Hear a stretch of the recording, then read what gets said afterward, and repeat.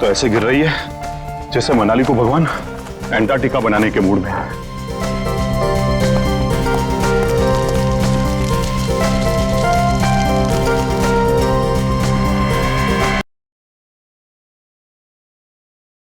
घर में तो कोई नहीं है, फिर ये म्यूजिक किसने चलाया?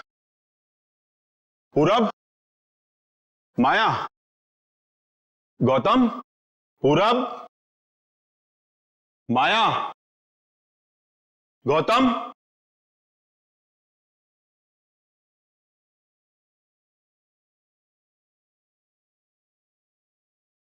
अगर बच्चे नहीं है तो फिर कौन है? कौन है यहां? कौन है?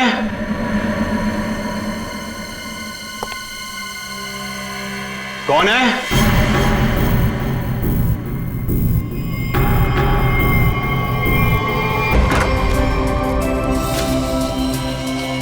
गौतम, इधर मत कर।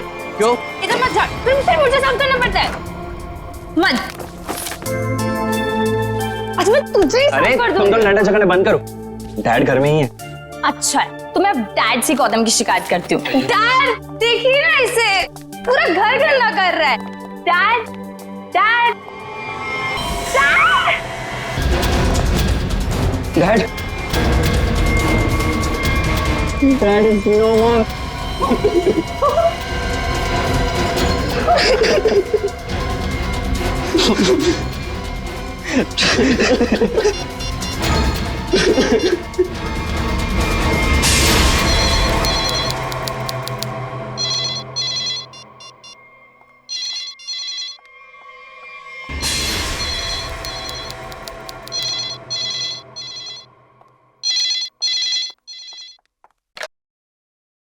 हेलो, हाँ वो लोग आ गए हैं और किसी भी वक्त घर पर पहुंचने वाले हैं।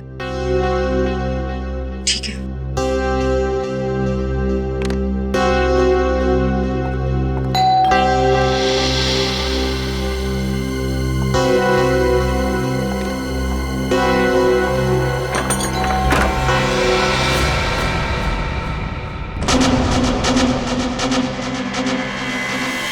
ओह माय गॉड, क्या हुआ किलोरी? आगे बोलो। वो लोग तो नहीं आए, लेकिन ये ताबूत कोई छोड़कर गया है और कोई यहाँ दिख भी नहीं रहा। ये जगन का ताबूत होगा, लेकिन ये तो बच्चे लेकर आने वाले थे। हाँ, पर बच्चे तो यहाँ नहीं है। जब मैंने दरवाजा खोला तो बस ये ताबूत यहाँ रखा था। तुम एक काम करो, पूरब को फोन करो, पूछो कहाँ है वो लोग।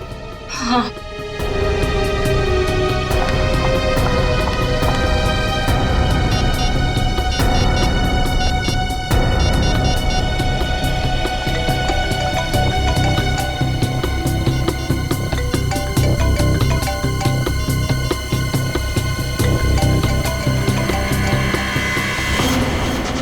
ये आवाज तो यहाँ से आ रही है। कॉफिन के अंदर से आवाज आ रही है।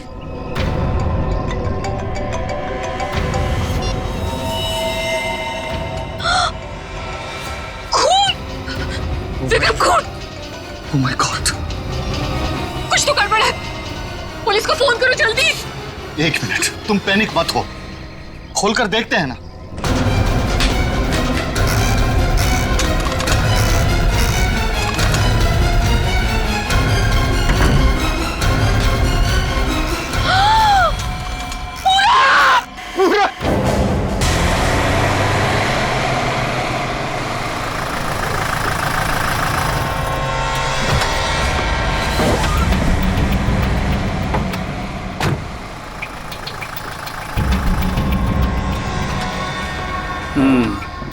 काम हो गया? यस बॉस, आज तो आप हमें शाबाशी दोगे बॉस। किसी को कोई शक तो नहीं हुआ? कोई शक नहीं बॉस, इतनी सफाई से लाश को ठिकाने लगाया है कि उनके रूहें कांप जाएंगे, रूहें। ए बस बस बस, आज तक तूने कोई काम ढंग से किया है? बात करता है, मैं खुद चेक करूंगा।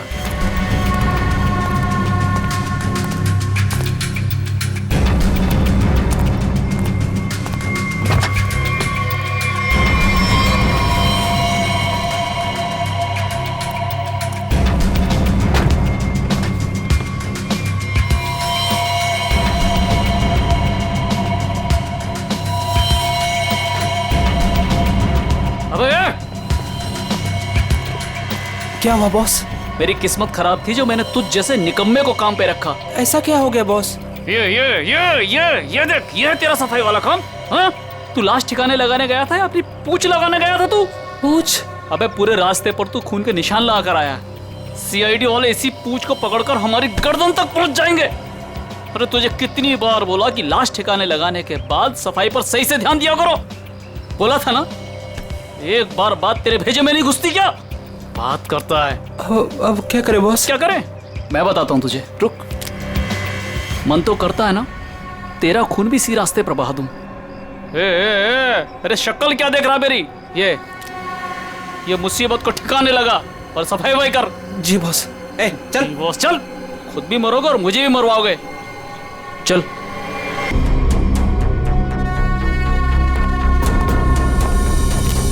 क्या संबंध क्या है आपका लाश के साथ?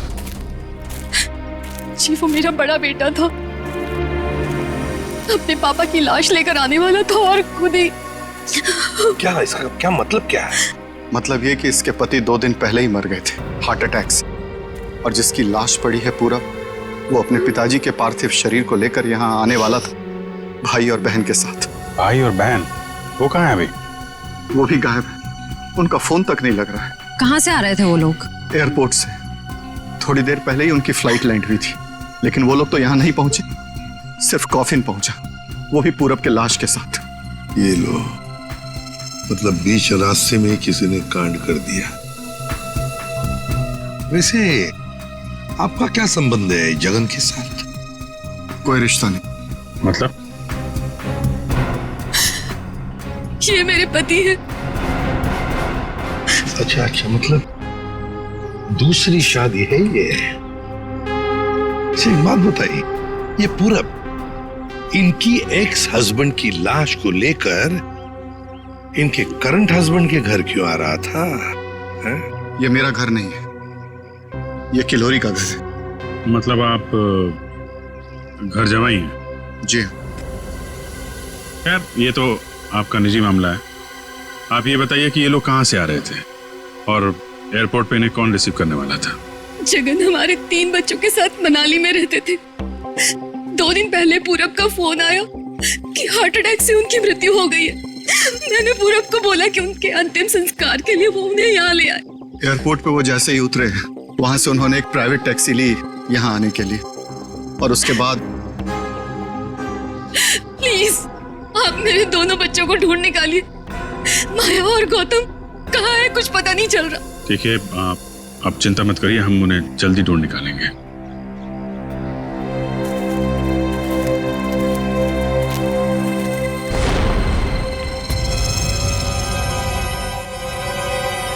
तो ये देखो, उनकी रेलगाड़ी लगती है।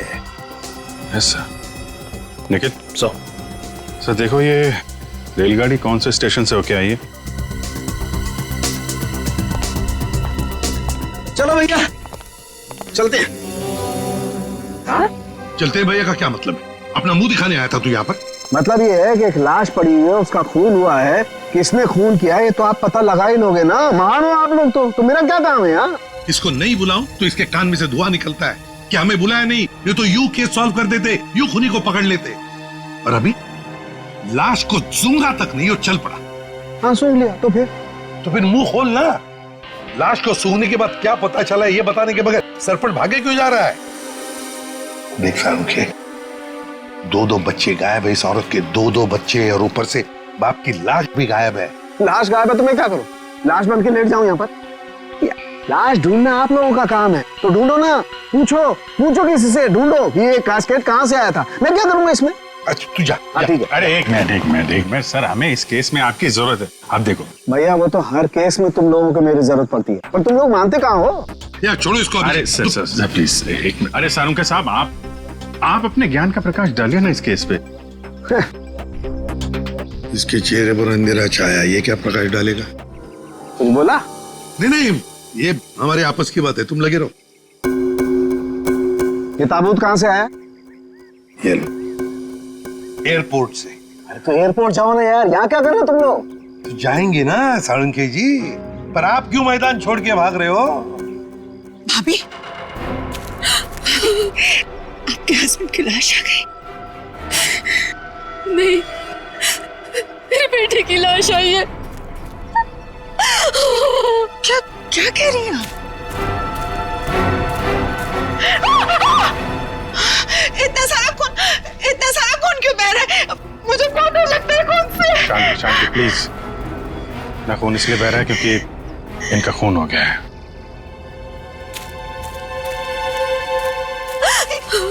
क्या कह रहे हैं? पूरब का खून हो गया भाभी। वैसे आप ये मेरी बहन है और किलोरी की ननद। लेकिन भाभी, इसमें पूरब की लाश है तो आपके हस्बैंड की लाश कहाँ है? सारुखे, अगर 5 साल के बच्चे की तरह मुंह बना के नखरे नहीं करता ना तो अब तो कोई सुराग मिल जाता तुझे।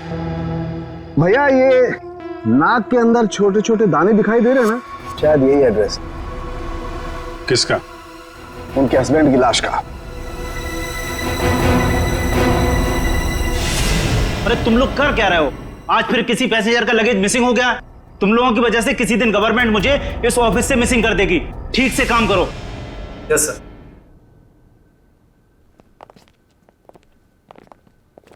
सर आप लोगों का भी कुछ मिसिंग हुआ है क्या? हम लोग सीआईडी से। हम यहाँ पर किसी पैसेंजर्स के बारे में पूछताछ करने आए हैं। आज सुबह कनेक्ट एयरवेज से 3 लोग एक कॉफिन लेकर मनाली से मुंबई आए थे।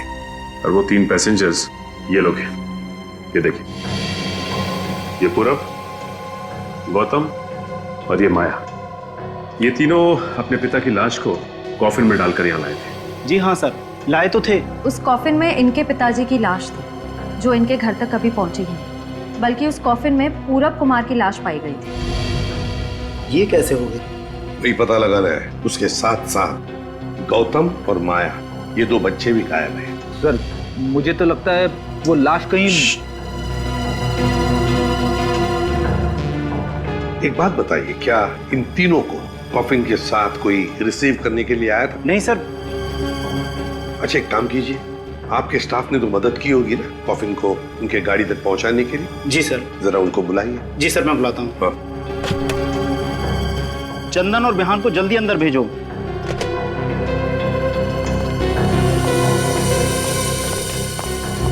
क्या हुआ सर?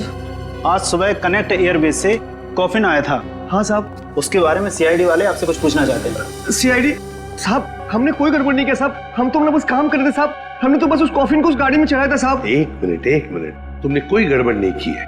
सिर्फ इतना बताओ कि जब तुम ये कॉफिन यहाँ से उनके गाड़ी तक ले जा रहे थे तो उस दौरान उसके बीच में कभी कोई मिलने आया था या कोई ऐसे कुछ भी हुआ था क्या? हाँ साहब, हम उन तीनों को लेकर जब यहाँ से बाहर निकले, उनके साथ जो लड़की थी ना, उसको एक फोन आया सर। पता नहीं क्या बात हुई, फिर वो अचानक से कहने लगी पार्किंग में एक नीली वैन खड़ी है, ये कॉफिन वहां ले चलो। अच्छा, वैन के ड्राइवर को देखा तुमने? नहीं साहब, वैन के ड्राइवर को तो नहीं देखा, लेकिन साहब वैन का नंबर मुझे याद है। गुड, तो नंबर दो। XY026813। सचिन, पता लगाओ इस नीले रंग के वैन का। पूरब, गौतम और माया 3 बच्चे अपने पिता जगन की लाश को लेकर मनाली से मुंबई आते हैं। लाश को कॉफिन में लाते हैं बाय एयर। मुंबई पहुंचने के बाद वो अपनी मां को फोन करके बताते हैं कि वो मुंबई पहुंच गए और साथ साथ वो कॉफिन भी। मगर जब ये कॉफिन उनकी मां किलोरी के घर पहुंचता है तो कॉफिन में से निकलती है बड़े बेटे पूरब की लाश। जगन की लाश गायब है और उसके साथ साथ गौतम और माया, दोनों बच्चे भी गायब हैं। तीनों के तीनों गायब। सर, हो सकता है कि जिस वैन में वो लोग लाश लेकर जा रहे थे वो वैन कहीं रुक गई हो और शायद वहीं पे कुछ हुआ हो। बस तो इसीलिए तो उस ड्राइवर की जरूरत है हमें। वो ड्राइवर कौन था, उस गाड़ी के बारे में डिटेल, वो सब कुछ चाहिए हमें। सर, वैन के रजिस्ट्रेशन नंबर से मैंने मालिक का पता लगाया। फिर मालिक का कहना है कि वैन तो कुछ महीने पहले ही चोरी हो गई। ये लो सर, इसका मतलब अब गौतम और माया की जान को खतरा है। बड़ी बारीकी से प्लानिंग की है, खतरनाक प्लानिंग की है। देखते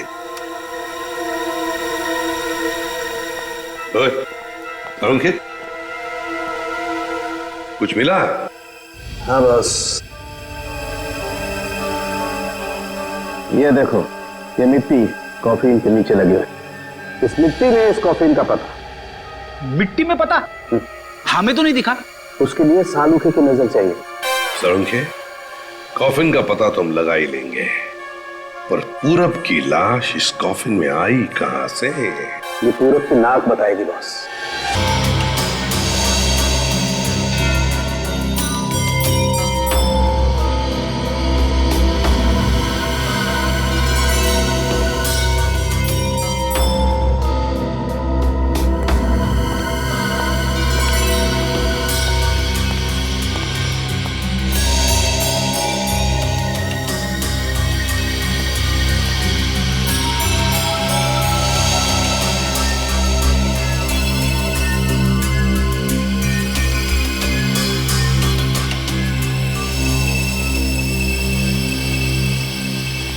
हाँ सर, कुछ पता चला?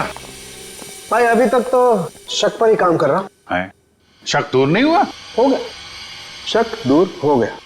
मुझे इसकी नाक में से पोलन्स मिले, पराग कण। सालुंखे साहब, वो कैसे पता चला? फॉरेंसिक पोलिनोलॉजी से। सालुंखे साहब, ये क्या है? रेडी, ये फॉरेंसिक साइंस की एक अलग टेक्निक है। सर, इसमें क्या होता है? निखिल, इस टेक्नोलॉजी से हम बहुत छोटे पार्टिकल्स लाइक माइक्रो पार्टिकल्स को स्टडी करते हैं, जो कि फूल, पौधे, कपड़े, मिट्टी, ऐसे कई सारी चीजों में पाए जाते हैं।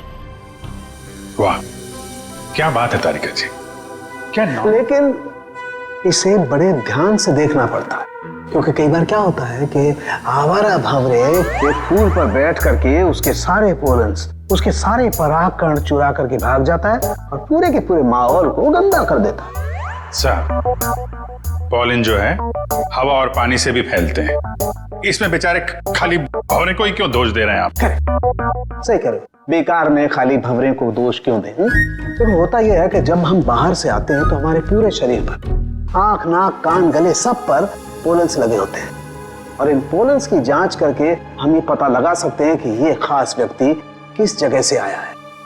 ये तो है। मैं बताता हूं, ये देखो, यहां पर मैंने इससे पोलन्स ले लिए जो उसकी नाक में थे, और इन पोलन्स पे 2 ड्रॉप मिथाइलमाइन की डालते हैं और इसे हम कर देते हैं सिक्योर।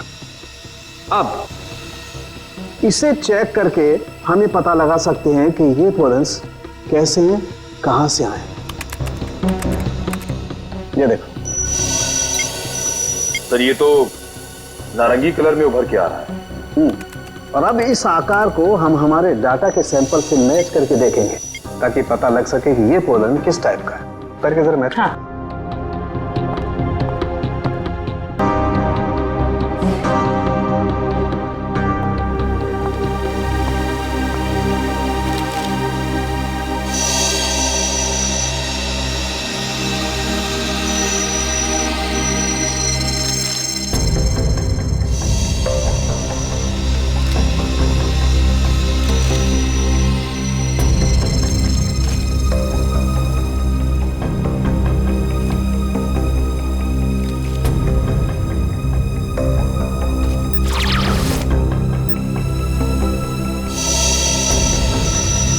वाओ सर, ये तो पॉलेंस की पूरी लाइब्रेरी है।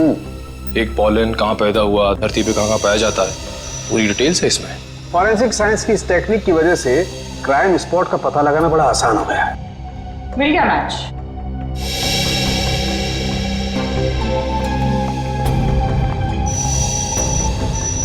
ये मैरीगोल्ड है, जिसका हाइब्रिड नाम मरियासा गोल्ड 63 है। ये वैरायटी पूरे साल पैदा होती है और धानीखेत में पाई जाती है। धानीखेत? चलो, कम से कम ये तो पता चल गया कि खून कहाँ हुआ है। सर, यही है धानीखेत सर। तो फिर वैन यहीं पर लाया गया था। ये कार मार्क्स तो हैं सर यहाँ पे।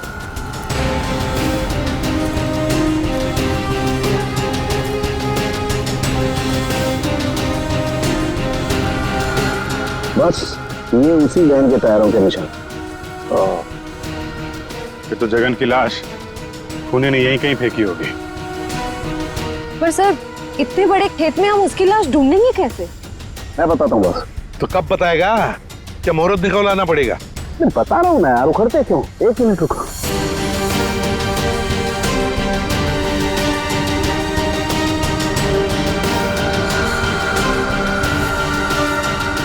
ये देखो, ये मैंने फूल के पोले निकाले।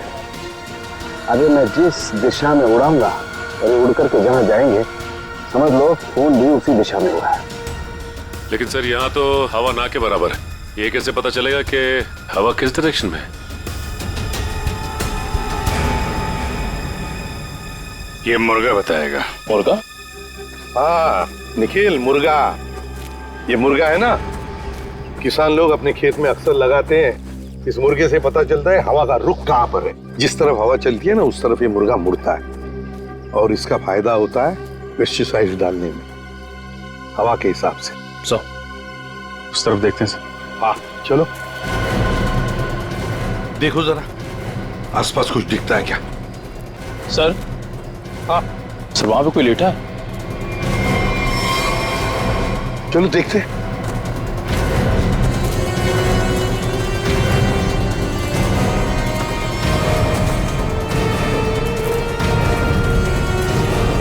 हेलो, ओ, ये तो जगन है सर।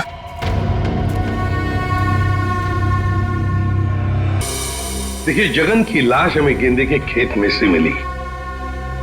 क्या बता सकते हैं ऐसा कौन कर सकता है? कौन मार सकता है जगन को? कौन मार सकता है आपके बेटे को? है किसी पर शक आपको? किसी के साथ उनकी कोई दुश्मनी थी? है? मुझे किसी पर शक नहीं। कहीं ये मामला प्रॉपर्टी से रिलेटेड तो नहीं? अब हम पर क्यों शक कर रहे हैं? क्यों नहीं, जगन जी अमीर आदमी थे, मनाली में सेब के बाग थे, जमीन जायदाद थी। उनके मरने से और पूरब के मरने से और दोनों बच्चों के गायब होने के बाद प्रॉपर्टी तो आप लोगों को ही मिलने वाली है ना। देखिए सर, आपको बहुत बड़ी गलतफहमी हो रही है। हमें तो ये भी नहीं पता था कि जगन के पास इतनी प्रॉपर्टी है, सेब के बागान है, और वैसे भी मेरी अच्छी खासी नौकरी है, अच्छी खासी कमाई है। मुझे और क्या चाहिए जिंदगी में? और मेरा तो इन सब से कुछ लेना देना ही नहीं है, मुझे तो प्लीज दूर ही रखिए। देखिए मैं अपनी फैमिली और अपनी वाइफ से बहुत खुश हूँ, मुझे और कुछ नहीं चाहिए। अच्छा, तो आपके कहने का मतलब है जो कुछ भी लेना देना है वो किल्लोरी जी का लेना देना? देखिए सर, आप लोग मेरे बच्चों को ढूंढने के बजाय मुझ पर और मेरे परिवार पर शक कर रहे हैं। नहीं नहीं नहीं नहीं नहीं किल्लोरी जी, हम आप लोगों पर कोई इल्जाम नहीं लगा रहे किल्लोरी जी। हम तो बस सच्चाई जानने की कोशिश कर रहे। जैसे एक बात जरूर कहूंगा आप लोगों को, सच्चाई आपके लिए बहुत फायदेमंद होगी।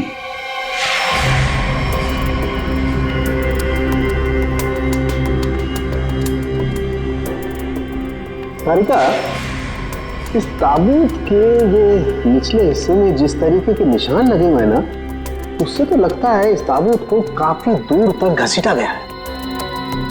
तुम एक काम करो, ये जो ताबूत पर जगह जगह मिट्टी लगी हुई है, इस मिट्टी का सैंपल ले लो। ये मिट्टी बताएगी कि ताबूत कहाँ से आया है। मगर सर खून कहाँ हुआ है वो तो हमें पता चल गया है ना।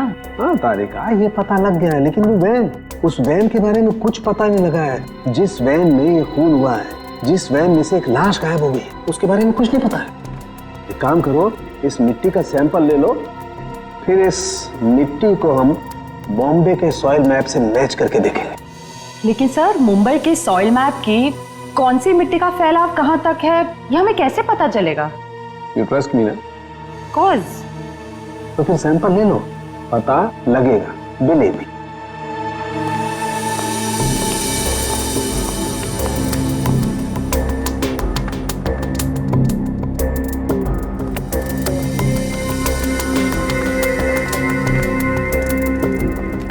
अरे चालू के साहब, फिर से पढ़ाई शुरू कर दी आपने? भाई क्या करें, तुम लोगों की मदद करने के लिए पढ़ाई तो करनी पड़ेगी। अरे लेकिन ऐसा है क्या इस ताबूत में जो इतनी मोटी किताब की जरूरत पड़ गई? इस पढ़ाई की जरूरत क्यों पड़ी ताबूत बताएगा। वो कैसे?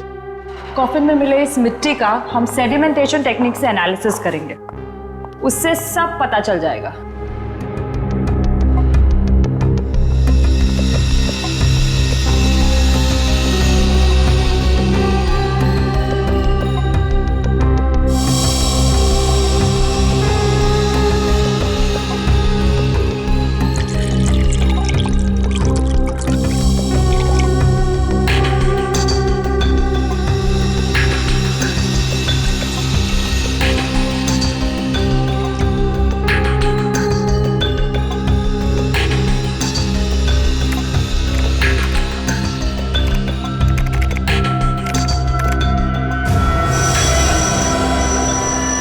ये देखिए,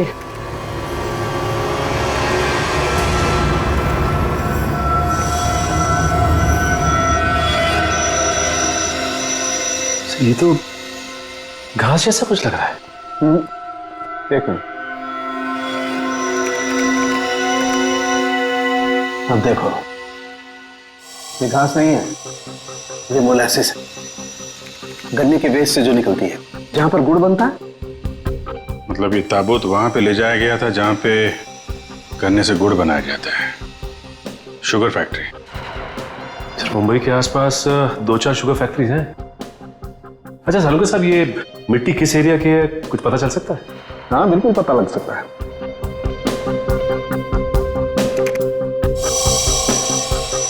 इस मिट्टी में 40% सैंड है। और इतनी सैंड परसेंटेज वाली मिट्टी मुंबई के बाहर गन्ना कावड़ी वाले इलाके में लगभग 30 किलोमीटर के एरिया में पाई जाती है। और हाँ, ये मिट्टी ज्यादा रेत और ज्यादा आयरन होने की वजह से काली दिखाई देती है। सचिन, पता करो उस एरिया में कोई शुगर मिल है क्या?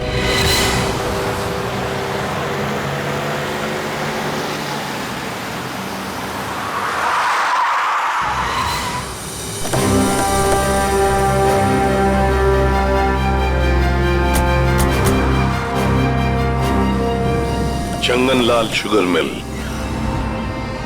यहाँ तो लोग आ जा रहे हैं, चहल पहल है। यहाँ पे खून ही खून करके कैसे निकल गया? और तो लाशों की अदला बदली भी की है। डॉक्टर सालुंके ने शुगर मिल की बात की थी और यहाँ आसपास 30 किलोमीटर तक यही एक शुगर मिल है। हो ना हो, खून हुआ तो यही है। चलो इससे पूछते हैं। अरे सुनो जी। तुम यहाँ के सिक्योरिटी वाले हो? जी हाँ। हम लोग सीआईडी से तुमसे कुछ पूछना चाहते हैं। सीआईडी साहब, क्या बात है? हमको माफ कर दो, हमारी कोई गलती नहीं है। देखो घबराओ मत, हमारे कुछ सवालों का जवाब दो। हाँ हाँ। क्या तुम यहाँ पर अकेले ड्यूटी पर होते हो या और भी कोई है जो शिफ्ट में आते जाते हैं? हम पूरे टाइम अकेले काम करते हैं। तुम ये बताओ और अपने दिमाग पे जोर डाल के बताओ कि तुमने कोई ताबूत देखा है? काहे डरा रहे हैं? यहाँ ताबूत कैसे देखेंगे? ठीक है, ताबूत नहीं देखा। किसी नीले रंग के वैन को देखा जिसपे शक हुआ हो तुम्हें? साहब, वैसे तो हम सब पे शक करते हैं, लेकिन नीले कलर की गाड़ी क्यों नहीं देखे हैं साहब? आप समझ रहे हैं ना?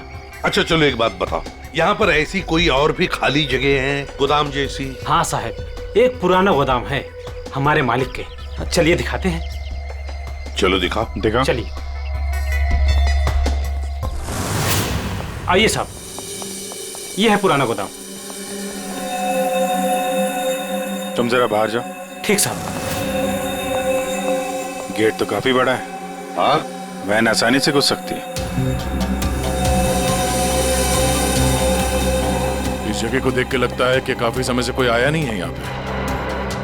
काफी समय से कोई आया नहीं है यहाँ, तो फिर ये बोरियां ऐसी रखी कैसे गई? और ये ऊपर से टारपॉलिन, जरा देखो तो नीचे क्या है।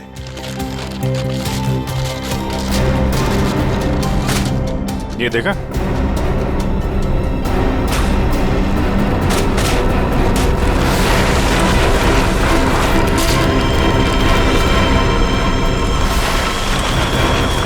ये क्या है? क्या बात है सर, यहाँ पे तो पूरे वैन को ही दफना दिया है। और ये देखिए, वही नंबर है XY026813। चेक करो देखो।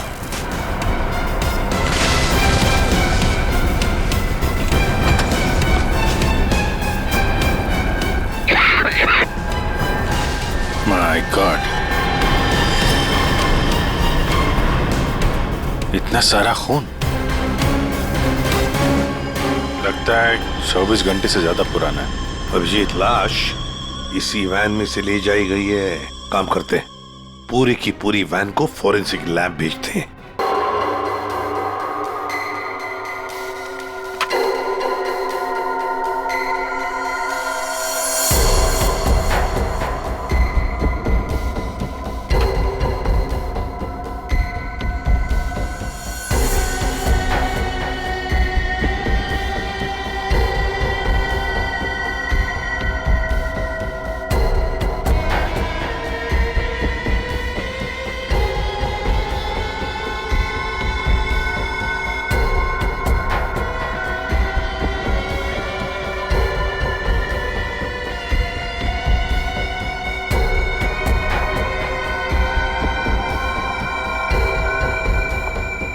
सर मिला कुछ?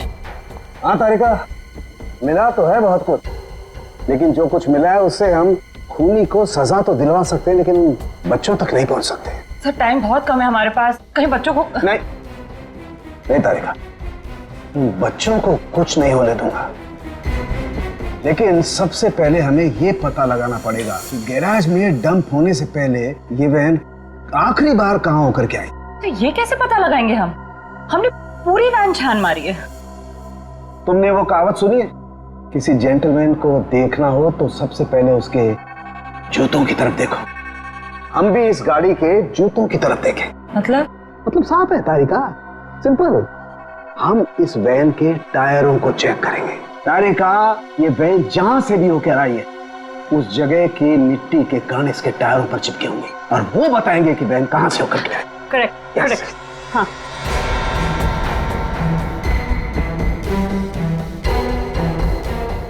सर, एक फोर्से पर पेट्रोल डिश लाओ। हाँ सर, अभी देती हूँ।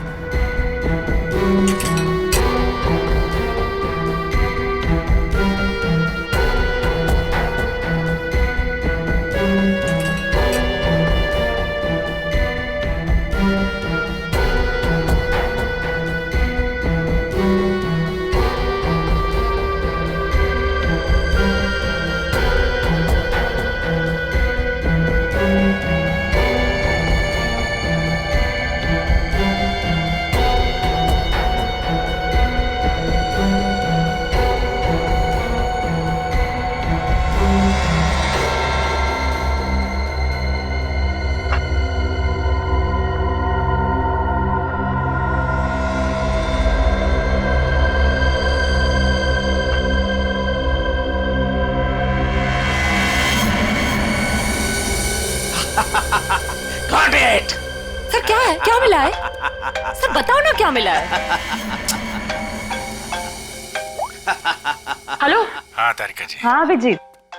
उस वैन में से कुछ एविडेंस मिला? हाँ मिला तो है, लेकिन मुझे नहीं पता क्या मिला है। सर बता ही नहीं रहे। अरे क्यों? डॉक्टर साहब हैं कहाँ? यहीं पे हैं, कूद रहे हैं, गॉटेड कर रहे हैं। अरे उन्हें ऐसा क्या मिल गया कि जो बरसात के मेढक की तरह कूद रहे हैं? पता नहीं, मुझे कुछ नहीं बता रहे, तुम ही बात कर दो। सर। हाँ अभिजीत। ओ अभिजीत, आज भाई साहब। भैया, वो मैसेंजर हमें मिल गया है जो हमें गौतम और माया का पता बताएगा। क्या सफेद रंग का एरो बनाया है पेड़ पे? अच्छा ठीक है, ढूंढेंगे। और वैसे वहां पोजीशन क्या है? यहाँ की सिचुएशन तो कंट्रोल में है, लेकिन हमारे सामने जो नजारा है उसे देखकर तो हमारे होश ही उड़ गए हैं सब। कोई बात नहीं, हम लोग पहुंच जाएंगे जल्दी। क्या करिए श्रेय, सब ठीक है सर? कह रही है कि वहां पे नजारा ऐसा है कि जमीन खिसक जाएगी पैरों के नीचे से। सर हमें जल्द से जल्द वहां पहुंचना होगा, पर लोग बहुत कम है, कहीं हाथ से निकल ना जाए। आप लोग कोई बताएंगे क्या हो रहा है? कैसे है मेरे बच्चे? ठीक तो है? प्लीज कुछ बताइए। मैम जरा धीरज रखिए, सब कुछ पता चल जाएगा। कुछ बताया होगा ना फोन पे उसने। आखिर हमारे बच्चे मिले कि नहीं मिले, कुछ तो मालूम होगा ना। देखिए अभी कहने सुनने से कुछ नहीं होगा, जो भी है वहाँ पे चलने के बाद ही पता चलेगा। अरे पता तो तब चलेगा जब वहाँ पहुँचेंगे। अगर भालू शेर चीतों को पता चल गया ना कि हम लोग यहाँ हैं, तो दुनिया में किसी को हमारा पता नहीं चलेगा। आप फिक्र मत कीजिए प्रीति जी, आजकल इंसान जानवरों से ज्यादा खतरनाक हो गया। हो सकता है वो आपको देख के भाग जाए। अरे उन्हें चिल्लम चिल्ली की आदत नहीं है, जरा शांत रहिए आप। क्या? एक मिनट। श्रेया, वो सफेद निशान वाला पेड़ मिल गया। सर उस पेड़ से राइट लेकर 200 मीटर स्ट्रेट आ जाइए। 200 मीटर राइट में। चलिए जल्दी चलिए। कोई मुझे बताएगा हो क्या रहा है? मेरे दिल बैठा जा रहा है। कहीं मेरे गौतम और माया को कुछ हो तो नहीं गया? बस बस, और नहीं चला जाता, अब नहीं चल पाऊंगी। देखिए, पीछे छूटने वालों को जानवर छोड़ते नहीं है, लंच या डिनर में खा लेते हैं। नहीं, मैं आगे जाती हूँ ना, आप लोग मुझे फॉलो करिए।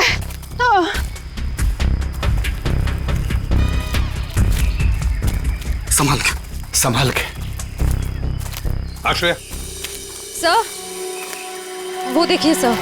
माय गॉड, जल्दी से बच्चों को नीचे उतारो। हे भगवान, क्या है? चल गए। ये क्या मजाक है सर? जब आप लोगों ने देखा कि ये लोग यहाँ आए थे, इन्हें छुड़वाया क्यों नहीं, नीचे क्यों नहीं उतारा सर? बचा लो मेरे बच्चों को। श्रेया, संभाल। आया, घबराओ मत।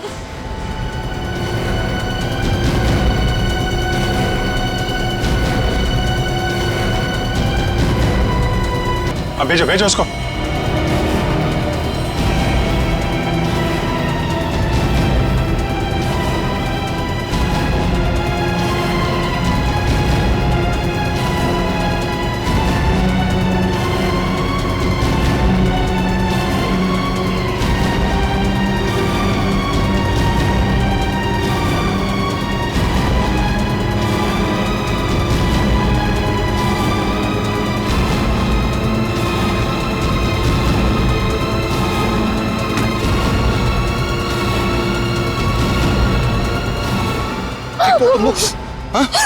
तुम लोग ठीक हो ना?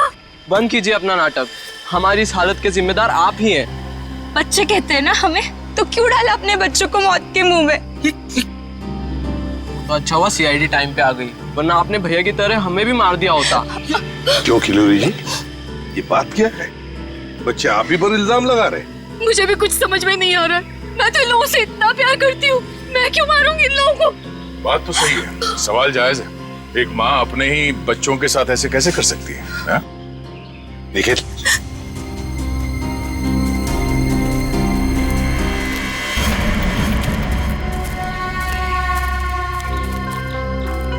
तुमने तो छुपने की बहुत कोशिश की और उस कीड़े ने हमें यहाँ का पता बता दिया। ये लोग कौन है सर? अरे मैडम कुछ पूछ रही, बताओ या और खातिरदारी करें? हमने और खातिरदारी की जरूरत नहीं है। देखिए साहब, पहले मुझे इमरजेंसी वार्ड में भर्ती करा दीजिए। हड्डियों से बड़ी अजीब अजीब आवाजें आ रही है साहब। तो मुझे दिन में ही चांद तारे नजर आ रहे हैं सर। ऐसा लगता है जैसे मैं अंतरिक्ष में। मुंह खोलो अपना जल्दी। आप फंसा दिया तुमने हमें। मैंने फंसाया? मैं तो इन लोगों को जानती तक नहीं हूँ। आप नहीं, वो भाई साहब। दिमाग तो नहीं खराब हो गया तुम लोगों का? क्या बोल रहे हो तुम? हाँ, मैं वाकई आप मल्टी टैलेंटेड है। Husband come kidnapper come murder, all in one. क्या बात है विक्रम? तुम? भैया क्यों किया तुमने ये सब? और क्या करता? इसके तीनों बच्चे मेरे छाती पे सांप की तरह लौट रहे थे।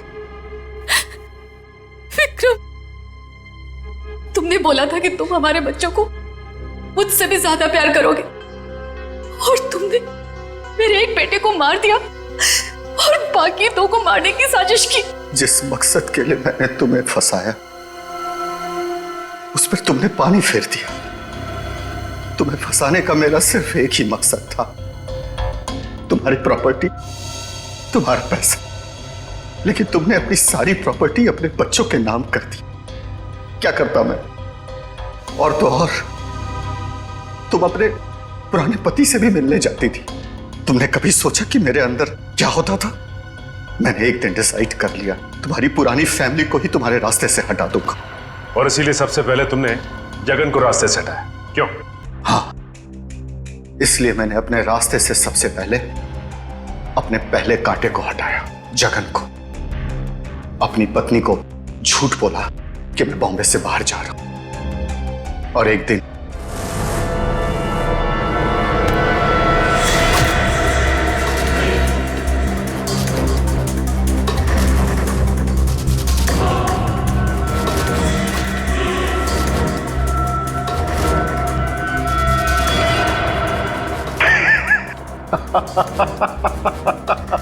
सोचा था जगन के मौत के बाद तुम्हारा झुकाव तुम्हारे बच्चों के लिए कम होगा, लेकिन मैं गलत था। तुम्हारा तो और बढ़ गया, और तो और तुमने उन्हें साथ रखने का फैसला कर लिया। पर यह बात तुम्हें बर्दाश्त नहीं हुई, इसलिए तुमने इन दोनों को भी रास्ते से हटाने का फैसला किया। क्यों?